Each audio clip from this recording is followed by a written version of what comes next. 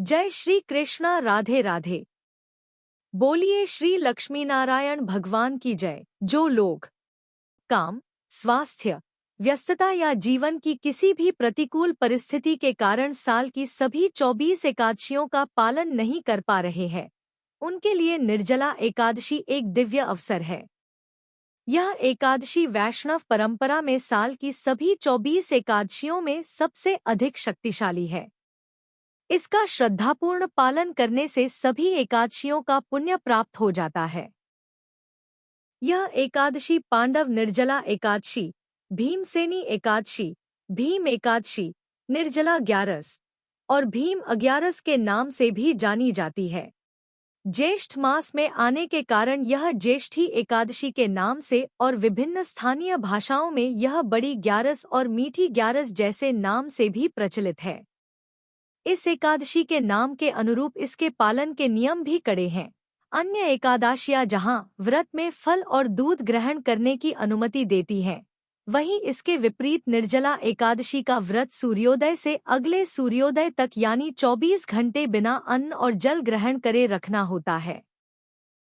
व्रत के दौरान भक्तों को ज्यादा से ज्यादा भगवद गीता का पाठ, हरे कृष्ण महामंत्र का जप, भगवान विष्णु की उपासना, हरिनाम संकीर्तन, सेवा और दान जैसे भक्तिमय कार्यों में अपना समय व्यतीत करना चाहिए।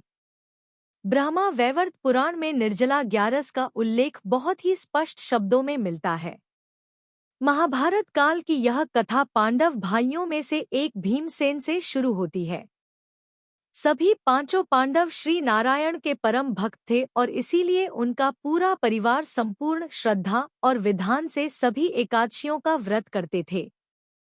लेकिन वायुपुत्र भीमसेन को सहस्र हाथियों सा बलवान शरीर और असाधारण पाचन अग्नि का वरदान प्राप्त था, जिसके कारण उन्हें असहनीय भूख लगती थी और वो मात्र कुछ घंटे का व्रत रखने में भी असमर्थ थे। भगवान विष्णु के परम भक्त होने के बावजूद उनकी सबसे प्रिय और महत्वपूर्ण एकादशी का व्रत न कर पाने के कारण वे अत्यधिक ग्लानि महसूस करने लगे। समय के साथ उनके इस पीड़ा का भार और बढ़ने लगा। फिर एक दिन वो अपने पितामह महर्षि वेदव्यास के पास गए और उन्हें अपने मन की व्यथा बहुत ही आसान शब्दों में कही, मैं व्रत नहीं रख पाता, लेकिन भगवान विष्णु की सेवा करना चाहता हूँ। कृपया कोई उपाय बताइए। महर्षि व्यास ने उनकी व्यथा सुनी और उन्हें एक ऐसी विशेष एकादशी के बारे में बताया जिसका श्रद्धापूर्ण पालन करने से साल की सभी 24 एकादशियों का फल प्राप्त होता है।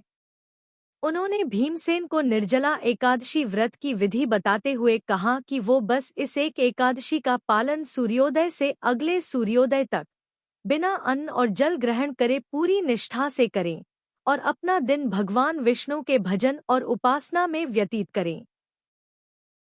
आगे महर्षि इस व्रत का महत्व बताते हुए कहते हैं कि जो भी व्यक्ति इस एक व्रत का पालन करने में सफल हो जाता है, उसको सभी एकादशियों के पुण्य के अतिरिक्त कई आध्यात्मिक लाभ होते हैं। सभी पाप धुल जाते हैं, पूर्व जन्मों के कर्मऋण नष्ट हो जाते हैं और मृत्यु के समय स्वयं भगवान विष्णु के दिव्य दूत उस भक्त को वैकुंठ ले जाने आते हैं। व्यासदेव जी से यह आशीषित उपदेश प्राप्त करने के उपरांत भीमसेन पूरी श्रद्धा और निष्ठा से निर्जला एकादशी का व्रत करने लगे। इसीलिए इस एकादशी को पांडव निर्जला एकादशी, भीमसेनी एकादशी और भीम अग्यारस के नाम से भी जाना जाता है। बोलिए श्री लक्ष्मी नारायण भगवान की जय।